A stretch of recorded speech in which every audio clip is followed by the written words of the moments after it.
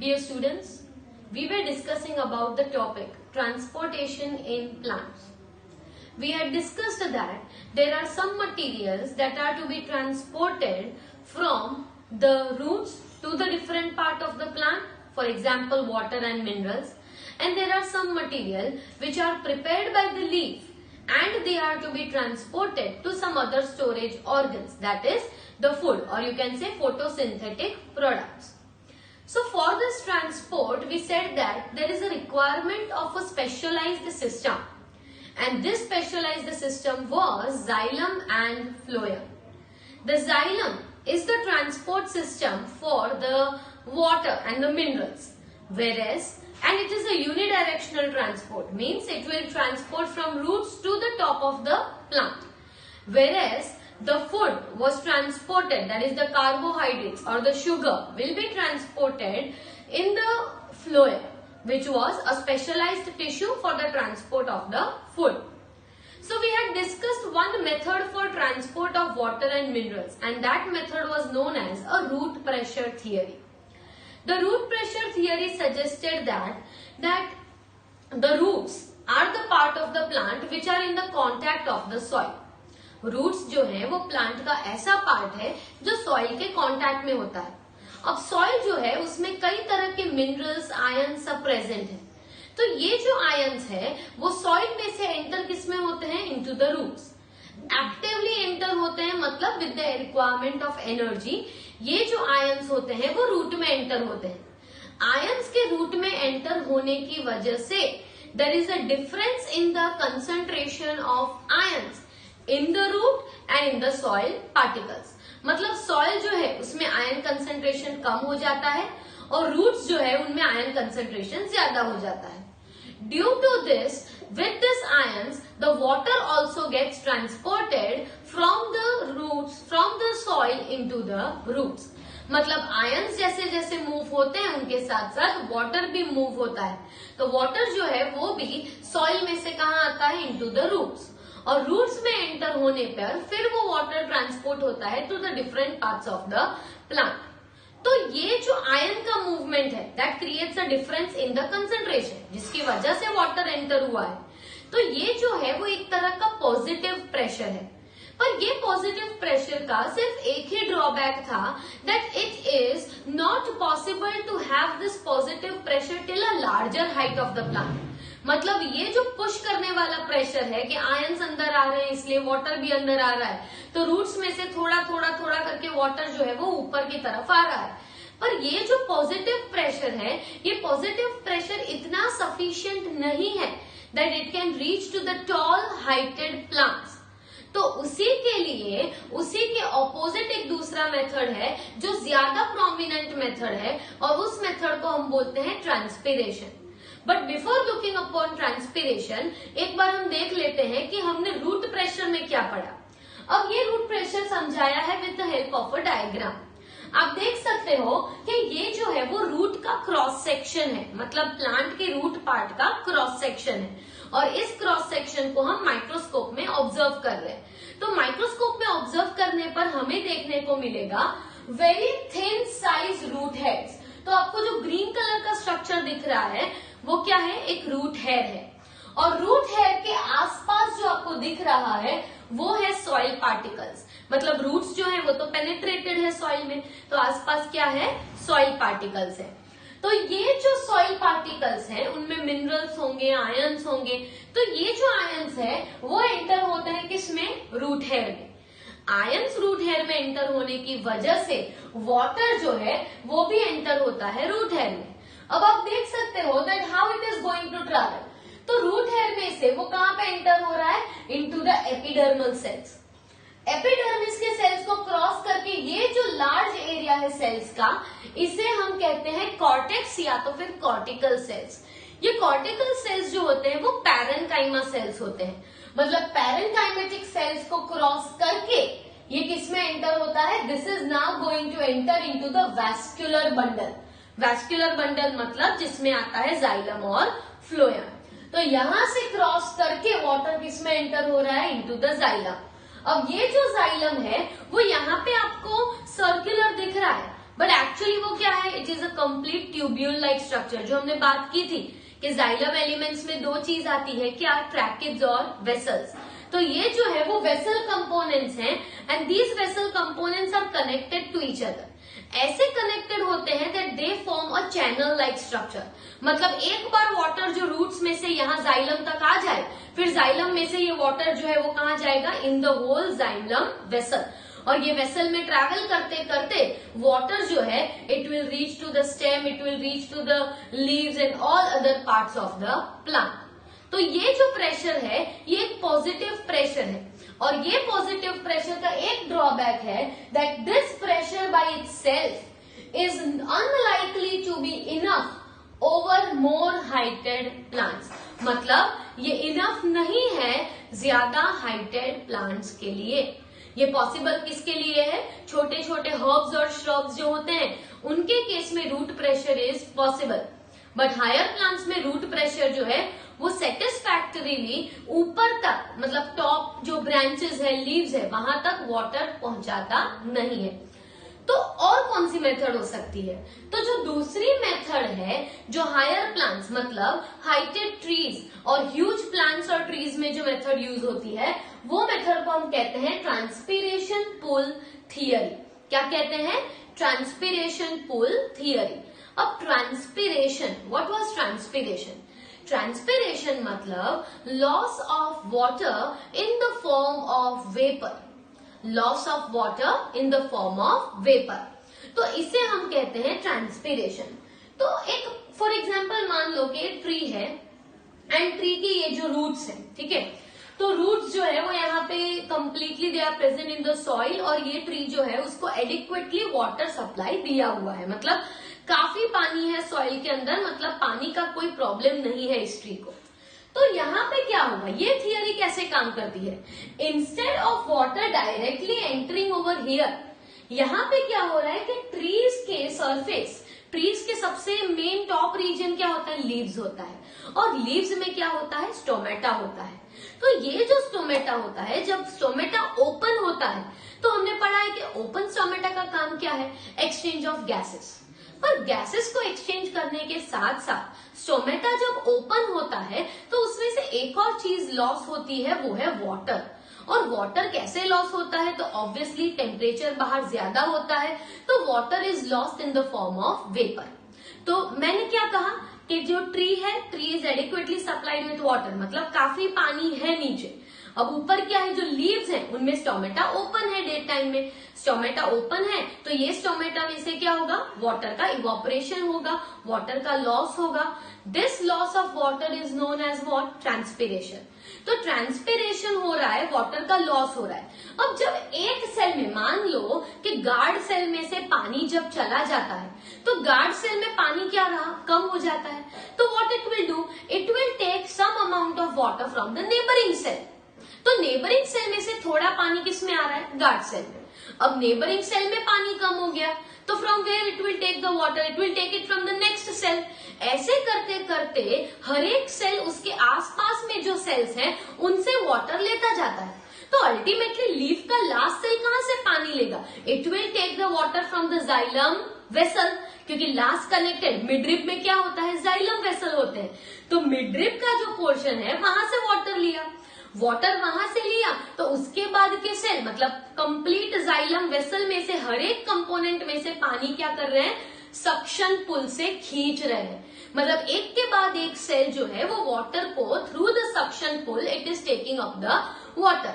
मतलब एक जो लीफ है वो दूसरे सेल से, एक लीफ का सेल है वो दूसरे सेल से करते करते it will ultimately take it from what, from the xylem vessel. अब xylem vessel of the leaf will take it from what, xylem vessel of the branches. Xylem vessel of the branches will take water from the xylem vessel of the stem. Xylem vessel of the stem मतलब main trunk, वहां कहां से पानी आने वाला है, what मतलब नीचे जो रूट्स है वहां से। मतलब ultimately it is type of a suction pull which is pulling the water from the roots to the top of the plant. Are you getting it? मतलब यहाँ पे जो पुल है वो लीफ से स्टार्ट हुआ है और अल्टीमेट इफेक्ट कहाँ तक है, रूट्स तक, क्योंकि वो एक के बाद एक जो वाटर की जरूरत है, वो वाटर का सोर्स तो क्या है, नीचे ही है। तो वाटर को एक के बाद एक क्या करना पड़ेगा, पुल करते रहना पड़ेगा, सक्शन करते रहना पड़ेगा। तो लास्ट में वो वाटर कहां से मिलने वाला है, फ्रॉम द रूट्स। इस मेथड को हम सक्शन पुल मेथड भी कहते हैं। मतलब ये जो प्रेशर हुआ वो कैसा हुआ, नेगेटिव प्रेशर, राइट। चलो फॉर एग्जाम्पल आप एक ग्लास लेते हो और उसमें एक स्ट्रॉ रखते हो, ठीक है।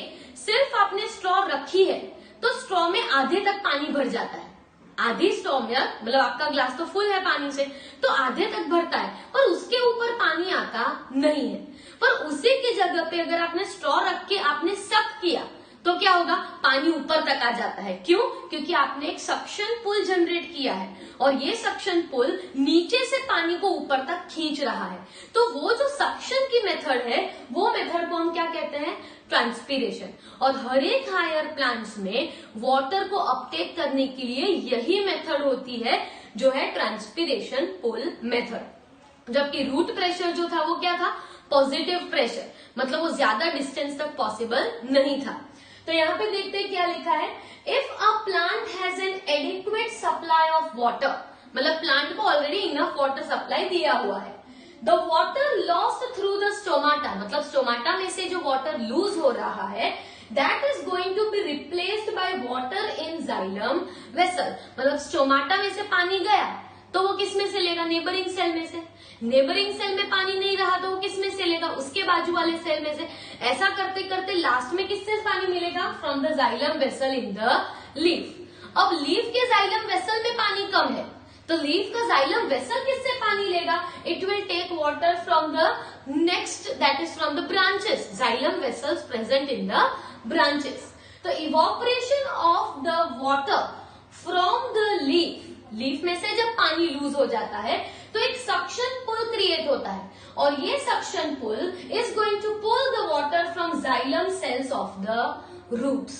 मतलब अगर लीफ में पानी कम है तो वो किस में से लेगा, उसके नीचे जो ब्रांचेस है उसमें से। ब्रांचेस में से पानी आ रहा है तो वो किस में से लेगा, उसके नीचे जो मेन पार्ट है उसमें से। उसमें पानी कम है तो वो कहां से लेगा, रूट्स से। और अल्टीमेटली किसमें से लिया, xylem vessels of the roots. और रूट्स कहां से पानी ले रहे हैं, फ्रॉम द सॉइल। तो ये जो मेथड है ये मेथड होती है for transport of water in the case of plants. आपको दो चीजें याद रखनी है, एक है रूट प्रेशर जो एक पॉजिटिव प्रेशर है और एक है ट्रांसपीरेशन प्रेशर जो एक नेगेटिव मतलब सक्शन पुल प्रेशर है। So students, how is this transport going to occur? That is for water that we have studied. So in water we discussed that there are two methods, one is root pressure and one is transpiration method. And for plants with more height, which method is possible? Transpiration is the major possible method. So transpiration, let us understand the definition of transpiration. It is the loss of water in the form of vapor from the aerial parts of the plant. Aerial मतलब जो parts जो है वो air environment पे exposed हैं, ऐसे parts को aerial parts कहते हैं। जैसे कि लीव्स जो है that is a part of aerial part of the plant. तो loss of water which occurs from the aerial parts of the plants is known as the transpiration. तो transpiration जो mechanism है that is going to help in absorption and upward movement of the water. Transpiration एक suction force है और ये suction force की वजह से ही वाटर जो है वो कंटिन्यूअसली एब्जॉर्ब भी हो रहा है और ऊपर की तरफ मूव भी हो रहा है in the different parts of the plant as well as minerals from root to the leaves. Let us understand it again what is written. Transpiration जो है उसी की वजह से it is possible for absorption and the upward movement of the water and minerals from which part, from the roots to the leaves. roots से लेके leaves तक पानी का ऊपर आने का रीजन क्या है, absorption and the upward movement.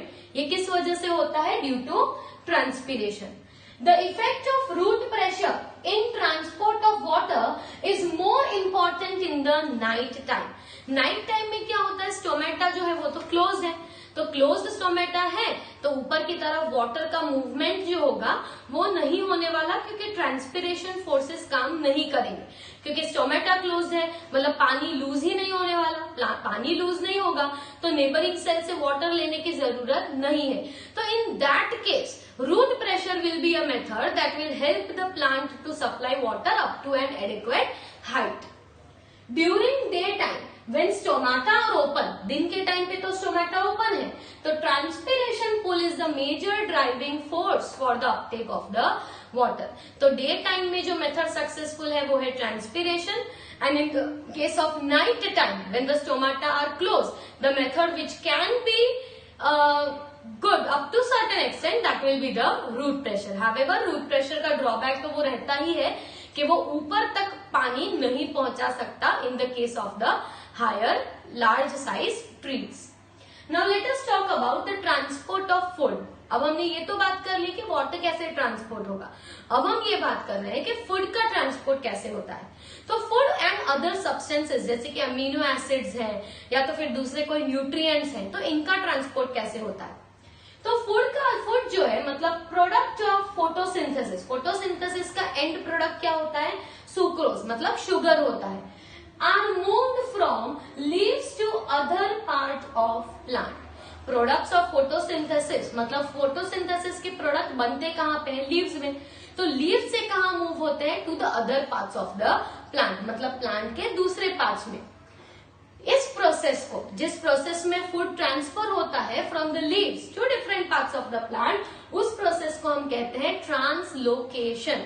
Trans मतलब चेंज, लोकेशन मतलब जगह, जगह चेंज करना। फूड जो है वो बनता कहाँ पे है, लीव्स में बनता है। पर ये फूड की जरूरत किसे है, तो फूड की जरूरत स्टोरेज ऑर्गन को भी है जो फूड को स्टोर करते हैं, फ्रूट्स को भी है, सीड्स को भी है, फ्लावर को भी है, ग्रोइंग पार्ट्स को भी है। तो इन सारी जगह पे फूड का ट्रांसपोर्ट करना पड़ेगा। मतलब वाटर का ट्रांसपोर्ट जो था वो यूनिडायरेक्शनल था, रूट से टॉप, पर फूड का ट्रांसपोर्ट यूनिडायरेक्शनल नहीं होता, वो कैसा होता है, बाई डायरेक्शनल।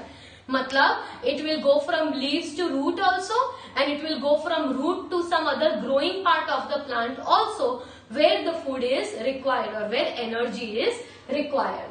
तो ये जो प्रोसेस है उसे हमने कहा ट्रांसलोकेशन। कौन से प्रोसेस को, जिसमें फूड ट्रांसपोर्ट होता है leaves to some other part of the plant. तो इस ट्रांसलोकेशन के लिए हमें एक वैस्कुलर टिश्यू की जरूरत है, और वो टिश्यू जो प्लांट्स में है वो क्या है, phloem. So phloem is that vascular tissue that helps in transport of food. Phloem will transport carbohydrates and along with carbohydrates it will also transport amino acids. These are delivered, they are transported, but where they are they delivered? So they are delivered to either a storage organ, मतलब organ जो food को store करने वाला है। उसके अलावा roots में store, जैसे कि roots में कई food जो होते हैं वो roots में store होते हैं, राइट जैसे कि स्वीट पोटैटो क्या है, रूट है। और कई ऐसे भी होते हैं जो स्टेम में स्टोर होते हैं, जैसे कि potato is a stem, sweet potato is a root, carrot is a root. तो कई फूड रूट में स्टोर होते हैं, कई फूड जो होते हैं वो बीच में स्टेम में या दूसरी जगह पे भी स्टोर होते हैं, फ्रूट्स में, सीड्स में और ग्रोइंग ऑर्गन। और ये ट्रांसपोर्ट के लिए फ्लोएम भी एक कॉम्प्लेक्स टिश्यू है जिसमें क्या आता है, sieve tubes and companion cells. So transport of food occurs through phloem which contains sieve tubes and companion cells. तो अब हम देखते हैं that what is the structure of sieve tubes and what are the companion cells and how the food is transported from them.